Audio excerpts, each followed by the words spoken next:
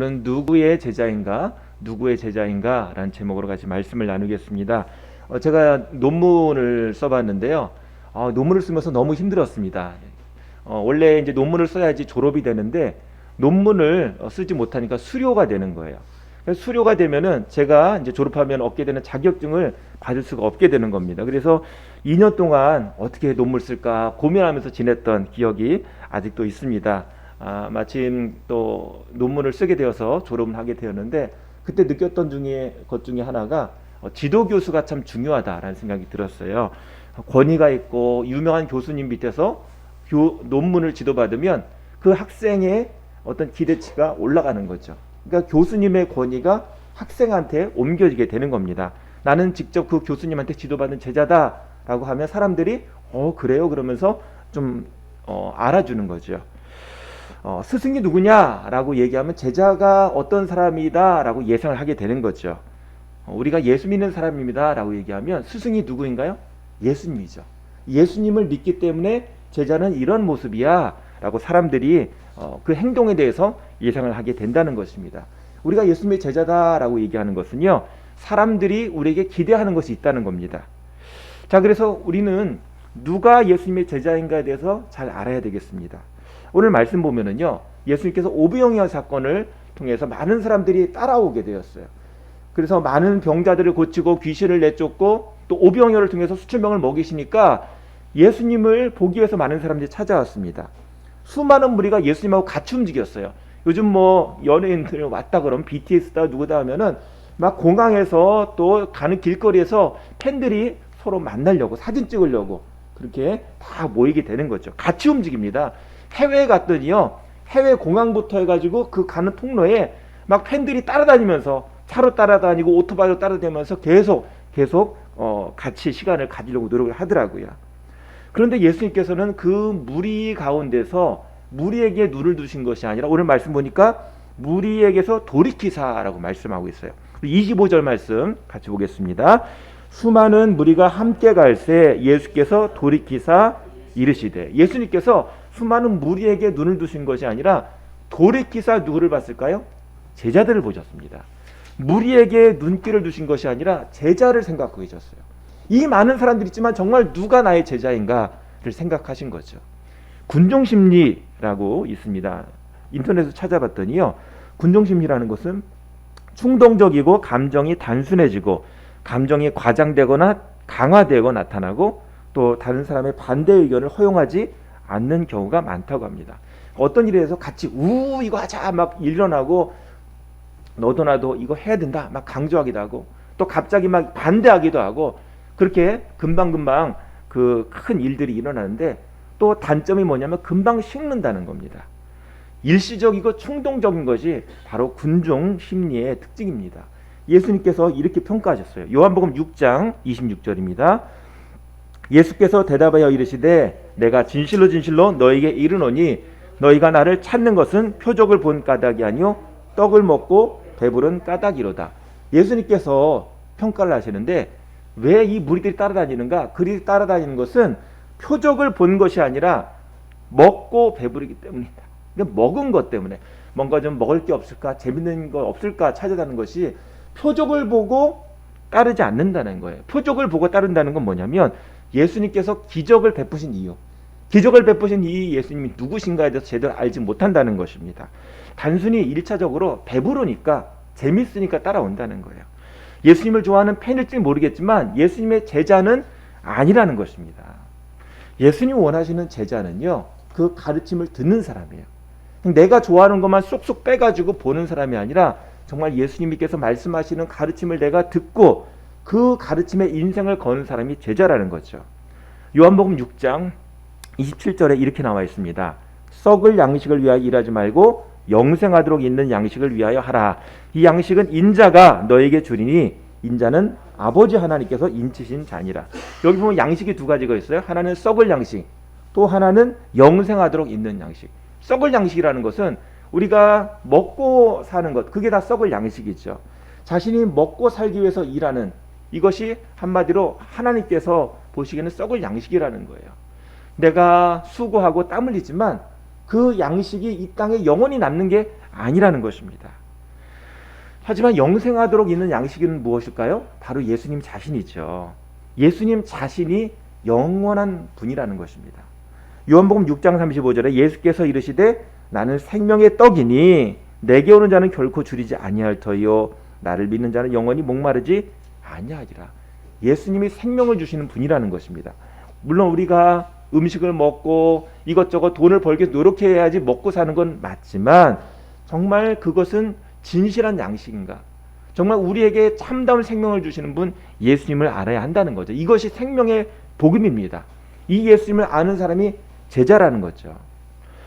이 말씀하시니까 많은 무리들이 예수님을 떠났어요. 예수님이 누구신가에 대해서 말씀하시고 이것이 제자다라고 말씀하시니까 사람들이 예수님을 따르는 것이 아니라 예수님을 떠났습니다. 요한복음 6장 66절입니다. 그때부터 그의 제자 중에서 많은 사람이 떠나가고 다시 그와 함께 다니지 아니하더라. 무술 영화 보면은요, 막 무술 고단자 스승이 있습니다. 악당을 막 물리쳐요. 동네 사람들이 보고 와 너무 고맙다 그러고 응원합니다. 그런데 어느 날 이 무술 고단자가 제자를 모집합니다라고 광고를 냈더니 아무도 찾아오지 않는 겁니다. 구경하는 건 좋지만 제자가 되는 것은 너무 어렵습니다 라고 얘기하는 거죠. 예수님은요 이렇게 제자와 무리를 철저하게 구분하십니다. 의지적으로 예수님을 따라가는 사람이 제자라는 거죠. 예수님께서 오늘 말씀 보면 두 가지 기준을, 제자의 기준을 말씀하시는데요. 첫 번째로 26절입니다. 26절 같이 한번 읽어보겠습니다. 물은 내게 오는 자가 자기 부모와 처자와 형제와 자매와 더욱이 자기 목숨까지 미워하지 아니하면 능히 내 제자가 되지 못하고, 여기 보면 자기 부모와 처자와 형제와 자매와 더욱이 자기 목숨까지 미워해야지 예수님 제자가 된다고 말씀하시는 거예요. 미워한다는 것은 뭐냐면 예수님을 가장 사랑하다 보니까 다른 것들은 순위가 밀린다는 의미입니다. 심지어 내 목숨까지 예수님보다 더 순위가 밀리게 되는. 왜 그렇죠? 예수님을 더 사랑하니까, 예수님이 나를 위해서 하신 일을 아니까, 예수님이 나를 위해서 목숨 버리신 걸 알기 때문에 내 생명도 주님께 드립니다 라고 고백하는 그 장면을 생각하게 되는 거죠. 처음에 예수 믿으면 가족들이 핍박합니다. 반대합니다. 그럼에도 불구하고 예수님을 믿고 따라갈 때 처음에는 힘들지만 나중에 복음이 그 가정 가운데 역사하게 되는 거죠. 제자라는 것은 먼저 가족이나 어떤 것보다도 주님을 우선순위에 둘 때 그때 하나님의 역사가 일어난다는 것입니다. 예수님이 가장 우선순위에 있을 때 주님이 일하신다는 거예요. 제가 어떤 때 목회 이런저런 생각하다가 이거 어떡하지 걱정할 때가 있어요. 그러다가 어느 순간 생각하면 야 이거 내가 하는 게 아니다. 내가 다 이렇게 하는 게 아니지. 주님이 하시는 거지. 왜 그런 짐들을 지고 있나라는 생각이 드는 때가 있어요. 내가 제자라고 하면서, 목사인 나도 제자라고 하면서 내가 이것저것 다 하려고, 그들이 하나님의 제자로서 주님을 따라가는 그 모습을 생각하지 못하고 내가 앞장서고 있구나라는 것을 느낄 때가 있습니다. 주님이 우리를 이끌어 주시는 거예요. 그래서 내가 주님 앞에 주님 먼저 이거 해주세요. 주님 앞에 자리를 내드리면 주님이 이끌어 주신다는 것입니다. 자, 두 번째 제자의 기준이 뭐냐면 27절입니다. 누구든지 자기 십자가를 지고 나를 따르지 않는 자도 능히 내 제자가 되지 못하리라. 이 자기 십자가를 지라는 겁니다. 이 자기 십자가가 뭘까요? 자기 십자가는 내 남편, 내 아내, 내 자식이 아니에요. 또 내가 해야 되는 공부, 또 내가 해야 되는 일, 그게 아니에요. 자기 십자가는 뭐냐면 내 삶의 현장에서 믿음으로 내가 일하는 걸 말하는 거예요. 내가 믿음으로 어떻게 살아야할지를 고민하며 그 안에서 주님께 순종하며 나가는 것이 바로 나의 십자가라는 것입니다. 예수님을 따라가는 그 삶의 현장에서 주님을 따라가며 순종하는 그것이 자기 십자가라는 거죠. 그게 왜 힘든가요? 내 본성이랑 싸우기 때문에, 내 욕심, 내 성격, 내가 말하는 습관들, 잘못된 것들, 그러니까 옛사람, 아직 남아있는 그 옛사람과 싸워야 하기 때문에 그게 힘든 겁니다. 그게 자기 십자가예요. 이렇게 하고 싶지만 주님 안에서 이러면 안 되지, 좀 더 내가 이렇게 하면 안 되고 주님께서 원하시는 마음으로, 생각으로 해야지 라고 하면서 날마다 무릎 꿇고 날마다 순종하는 그 삶이 바로 자기 십자가를 지는 삶이라는 것입니다.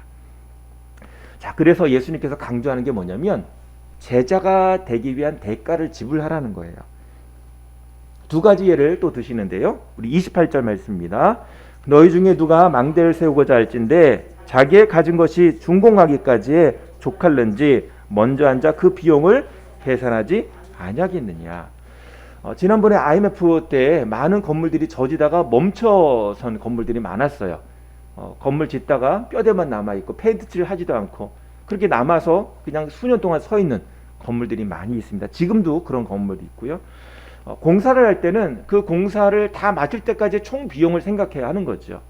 그것이 제대로 지불하지 않고 있다가 돈이 떨어지면 공사가 중단되게 되는 것입니다. 그래서 예수님께서 예를 들어 말씀하시는 것이 우리가 어떤 망대, 큰 망대를 지을 때 그 공사 비용을 생각하고 그걸 가지고 공사를 추진하는 것 아니냐. 마찬가지로 제자가 된다는 것은 내가 제자가 되는 것이 어떤 의미인지 그것을 비용을 생각하며 대가를 생각하며 나아가야 한다라고 말씀하시는 것입니다. 어제 그 장철원 집사님하고 우리 김서롬이 성도님 또 결혼했는데 결혼에 가장 필요한 게 뭐죠? 사랑과 헌신이죠. 이거를 대중들 앞에서 같이 선언하고 그렇게 축하하는 자리가 결혼식입니다.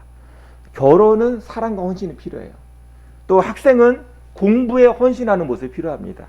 또 군대에 간다는 것은 나라를 위해서 자기의 주어진 시간을 다 헌신하겠다는 그런 다짐이 필요한 것입니다. 또 직장에 취직한다는 것은 내가 가족을 위해서 또 나를 위해서 그 직장을 위해서 헌신하겠다는 그런 마음이 필요한 것이죠. 마찬가지로 우리가 예수님의 제자가 된다는 것은 주님의 주신 사명을 위해서 주님께서 나에게 주신 그 교회를 위해서 내가 이렇게 헌신하겠습니다 라는 그런 마음이 필요한 것이죠. 하나님의 말씀을 배우고 실천하는 주님을 따라가는 제자가 되겠습니다 라는 그런 의지가 필요하다는 것입니다. 예수님께서 두 번째 비유를 하시는데요. 31절입니다.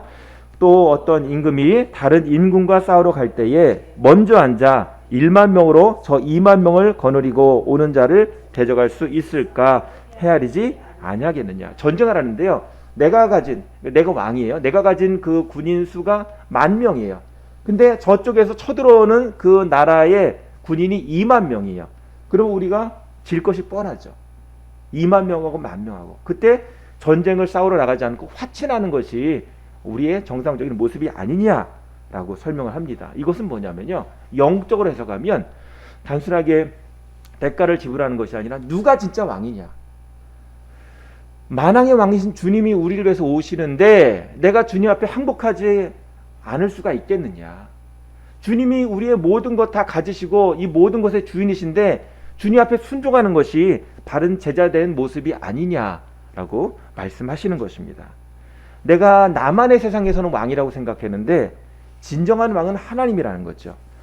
아무리 내가 떵떵거리고 잘난 채 해도 하나님 앞에 서면은 우리는 두 손을 모으고 무릎 꿇을 수밖에 없는 것이 우리의 모습이라는 것입니다. 이것이 바로 제자도예요. 누가 제자인가? 내가 내 어깨를 높이 세우고 고개를 들고 내가 이렇게 힘이 있다라고 생각하지만 주님이 어떤 분인가, 하나님이 어떤 분인가를 알아야 한다는 거죠.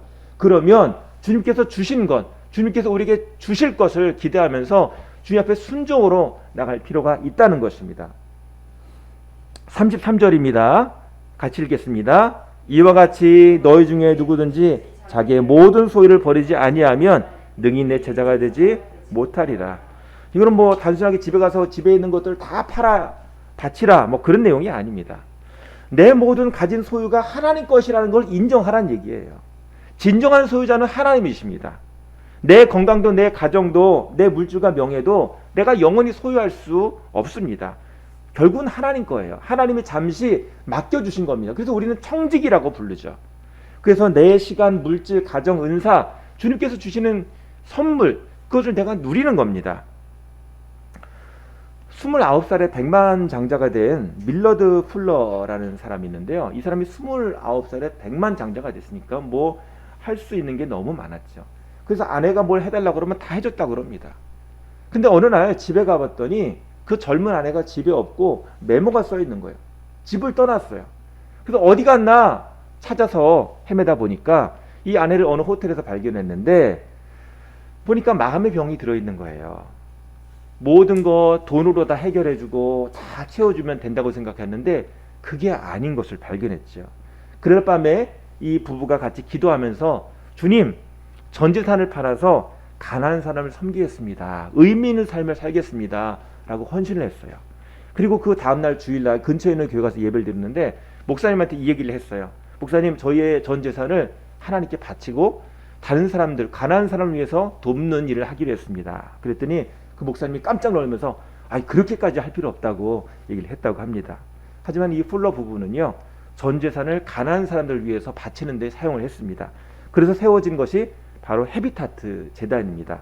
가난한 사람들에게 집을 지어주는 재단이죠. 예수님께서는 이런 모습의 삶을 소금의 맛을 내는 삶이라고 말씀하십니다. 34절 읽어보겠습니다. 소금이 좋은 것이나 소금도 만일 그 맛을 잃으면 무엇으로 짜게 하리요. 소금은 기대하는 게 있죠. 소금을 넣으면 이게 맛있어질 거야. 소금을 넣으면 이것이 좀 오래 보관이 잘 될 거야 라고 기대를 합니다. 그런데 소금이 그 맛을 잃어버리면 아무 의미가 없는 겁니다. 우리가 제자다, 예수님의 제자다라고 생각하면 기대하는 거 있죠. 주님께서 기대하십니다. 너는 나를 따라오니까 이렇게 헌신하고 이렇게 수고할 것을 내가 기대한다. 근데 그 맛을 잃어버리면, 순종과 헌신을 잊어버리면 소금의 맛을 잃어버린 것과 같다는 것입니다. 그래서 예수님께서 이렇게 말씀하셨죠. 참된 거룩은 말로만 거룩한 척을 하는 것이 아니라 고아와 과부를 돌봐주는 것이다. 직접 순종하고 삶으로 나타내는 것이다 라고 말씀하셨어요. 순종과 헌신은 담임 목사에게 하는 것이 아닙니다. 어떤 사람은 그렇게 얘기하죠. 담임 목사에게 헌신하는 것이 하나님께 하는 것입니다. 아닙니다. 틀렸습니다. 헌신은 하나님께 하는 거예요. 저도 하나님께 헌신해야 되는 것이고요. 오직 우리의 순종과 헌신은 주님께. 이것이 참다운 제자도라는 거죠. 우리의 교회의 계속 표어는 뭐죠? 영혼 구원하여 제자 삼는 것이죠. 어떻게 제자가 만들어지는가? 우리의 삶의 노력이 있어야 한다는 것입니다. 영국의 그 주택단지에 예수 믿는 가정이 한 5명, 6가정이 같이 들어가서 거기서 살았어요.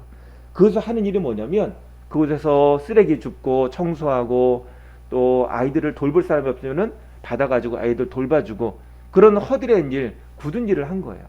근데 그렇게 하고 몇 년을 같이 살다 보니까 그 주택단지에 있는 모든 사람이 다 예수님을 믿게 되었어요.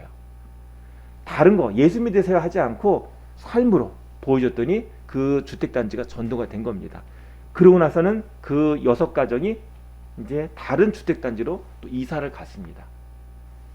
이런 가정이 실제로 있다는 거예요. 이것이 바로 진정한 제자의 모습이라는 거죠. 요즘 코로나19 때문에 우리가 교회가 비상식적이고 또 이기적인 그런 집단으로 그렇게 손가락질 받는 것이 참 안타깝습니다.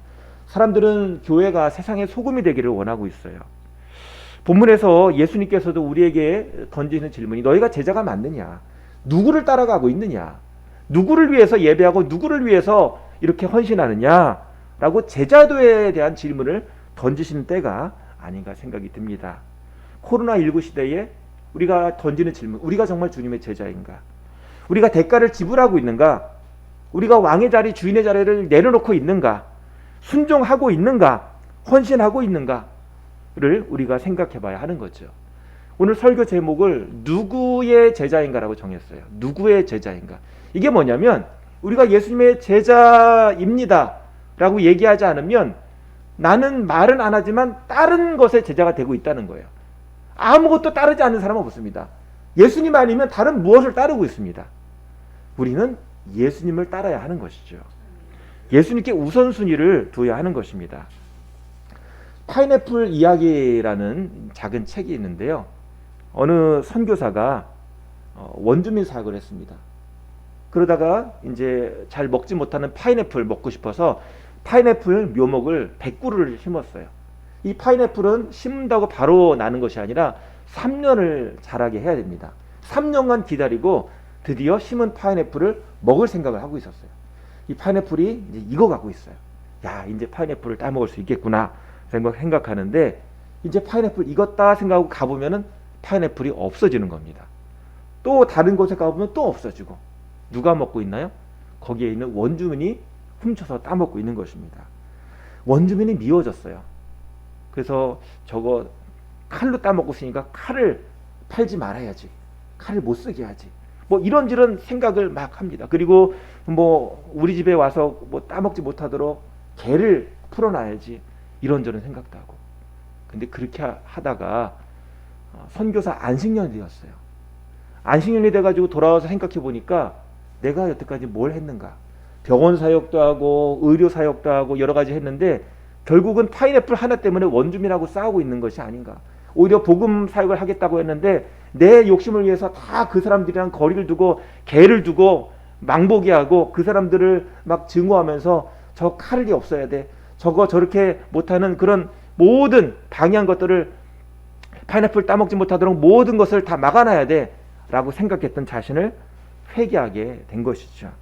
그리고 와서는 이제 파인애플을 포기했어요. 주님, 이거 파인애플 포기합니다. 그리고는 원주민한테 얘기했어요. 저 파인애플 포기합니다. 여러분 다 드십시오. 그렇게 오히려 회개를 했습니다. 그랬더니 이 원주민들이 자신들이 잘못했다고 회개하면서 교회에 나왔다고 합니다. 우리는 제자로서 내 대가를 지불할 때 그때 열매가 맺힌다는 것을 알아야 합니다. 하나님 나라는 저절로 우리에게 역사하는 것이 아니라 우리가 주님 앞에 대가를 지불할 때 나타난다는 것입니다. 오늘 우리는 파인애플을 심을 수 있어요. 내가 하고 싶은 것도 있습니다. 근데 그것이 때로 주님의 사역을 방해한다면 그것을 포기할 수 있는 그런 것도 우리에게 능력이 되는 줄 믿습니다. 우리는 누구를 따릅니까? 주님을 따라야 합니다. 그러기 위해서는 대가를 지불해야 됩니다. 아무것도 안 하고 가만히 있으면서 어디에 갈 수가 없고, 아무것도 안 하면서 가만히 있으면서 무엇을 이룰 수 있는 것은 하나도 없습니다. 주님을 따라가는 제자, 능력 있는 제자가 되기를 소망합니다. 이 시간에 우리 찬양하겠습니다. 내가 주인 삼은, 우리 찬양하면서 주님을 나의 주님이라고 고백하는 것이 능력인 줄 믿습니다. 이 시간 우리 찬양으로 고백할 때 주님, 모든 것 주님 앞에 나아가며 주님의 그 사랑 가운데 서기를 원합니다. 같이 찬양하겠습니다. 내가 주인 삼은 모든 건 내려놓고 내 주 대신 주 앞에 나가 내가 사랑했던 모든 건 내려놓고 주님만 사랑, 다시 한번 합니다. 내가 주인 삼은 모든 건 내려놓고 내 주 대신 주 앞에 나가 내가 사랑했던 모든 건 내려놓고 주님만 사랑, 주 사랑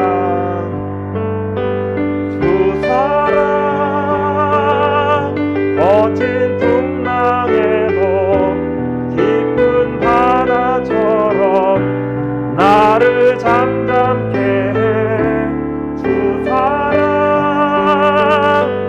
내 영혼의 반석, 그 사랑 위에서 주 사랑 거친 풍랑에도 주 사랑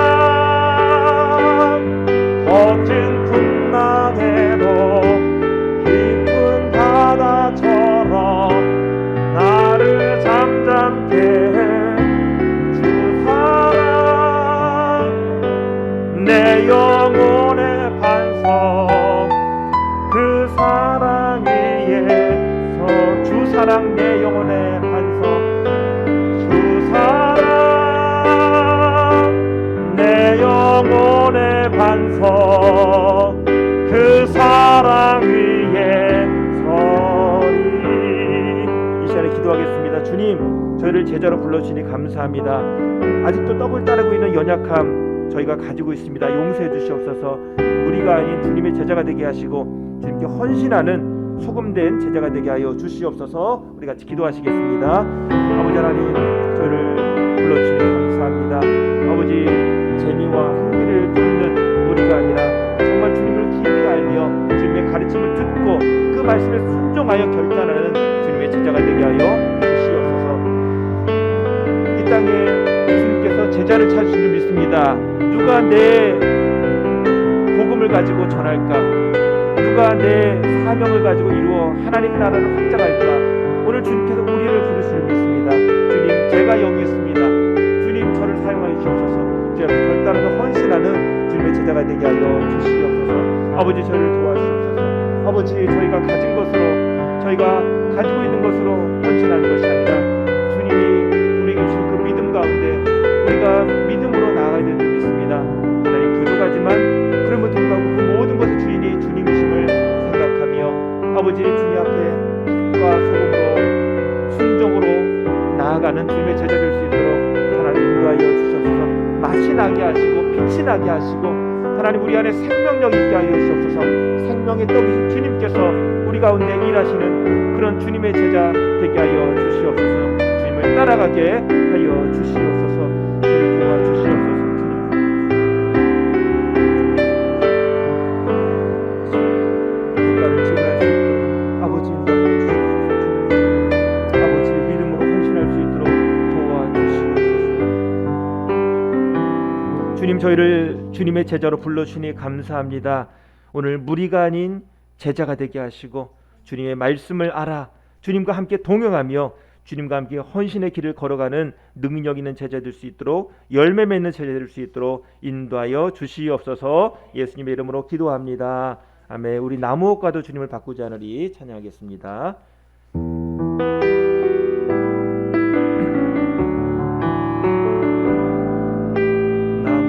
나무옥과도 주님을 바꾸지 않으리. 다른 어떤 은혜 구하지 않으리. 오직 주님만이 내 삶의 도움이시니 주의 얼굴 보기 원합니다. 다시 한번 나 무엇과도 주님을 바꾸지 않으리. 다른 어떤 은혜 구하지 않으리. 오직 주님만이 내 삶의 도움이시니 주의 얼굴 보기 원합니다. 주님 사랑해요. 주님 사랑해요.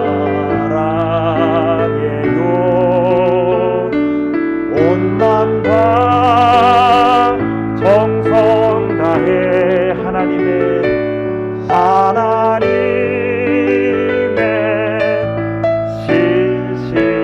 신실한 친구 되기 원합니다. 우리 마지막으로 한 번 더 부르겠습니다.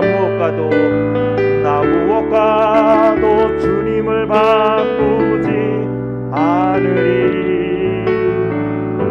다른 어떤 은혜 구하지 않으리. 오직 주님만이 내 삶의 도움이시니 주의 얼굴 보기 원합니다. 주님 사랑합니다. 주님 사랑해요.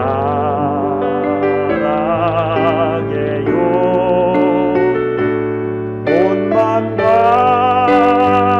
정성 다해 하나님의 제자 되기 원합니다. 제자 되기 원합니다. 주님 사랑해요. 주님 사랑해요.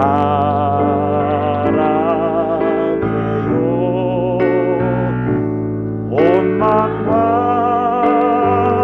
정성 다해 하나님의 신실한 하나님의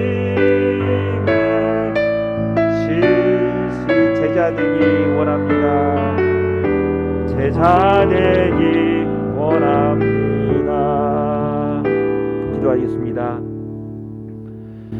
주님, 이 땅만 바라보며 사는 인생이 아니라 하늘 바라보며 사는 인생 되게 하여 주시고 주님을 따라서 진리의 길, 생명의 길, 사명의 길 갈 수 있도록 인도하여 주시옵소서. 주님의 제자로서 순종함으로 헌신함으로 우리에게 주신 가정과 일터를 세우게 하시고 교회를 세우게 하여 주시옵소서. 사회를 빛으로 바꾸게 주님 안에서 만나는 소금으로서 사회를 맛있는 사회로 바꿀 수 있도록 인도하여 주시옵소서. 이제는 우리 주 예수 그리스도의 크신 은혜와 아버지 하나님의 넓으신 사랑과 성령님의 감화교통 인도하심이 오늘 예배를 마치고 예수님의 제자로 살아가기를 다시 한번 결단하는 모든 분들에게 지금부터 영원까지 함께 하시기를 간절히 축원하옵나이다. 아멘.